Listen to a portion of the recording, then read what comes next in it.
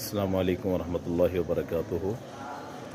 شب برات یعنی 15ویں شعبان کی رات جو ہے، اس کے بارے میں لوگوں کے عقیدے ہیں، عقائد ہیں۔ اس میں گناہ معاف ہوتے ہیں، نیکیوں میں اضافہ ہوتا ہے اور درجات بلند ہوتے ہیں۔ تو اگر تو عبادت کے لحاظ سے دیکھا جائے تو ساری راتیں جو ہیں وہ ایسے ہی ہیں۔ تو بعض لوگ اس کو لیلۃ القدر کا بھی درجہ دے دیتے ہیں۔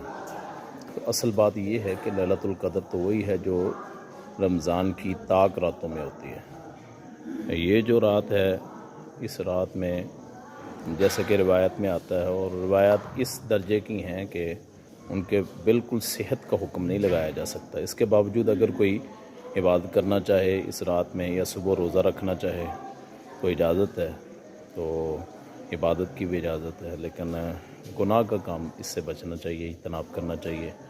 تو جشن والی رات نہیں ہے، تو عبادت کی رات ہے، اس لحاظ سے کوئی کر سکتا ہے، روزہ بھی رکھ سکتے ہیں، اگلے دن کا رات بھی یہ جاگ سکتے ہیں۔ اور روزے اگر کسی نے رکھنا ہے روزہ تو وہ 2 دن کا روزہ رکھ لے، یعنی 16ویں کا روزہ ملا لے۔ تو آج رات عبادت کریں، اللہ سے گناہوں کی معافی مانگیں۔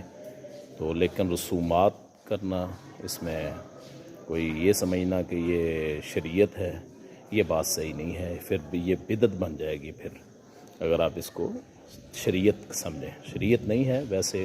عبادت کی رات ہر رات ہی مومن کے لیے ہوتی ہے اس لحاظ سے، باقی جتنی بدعات کی جاتی ہیں وہ بدعات وہ نہیں کرنی چاہیے۔ اللہ پاک عمل کی توفیق عطا فرمائے۔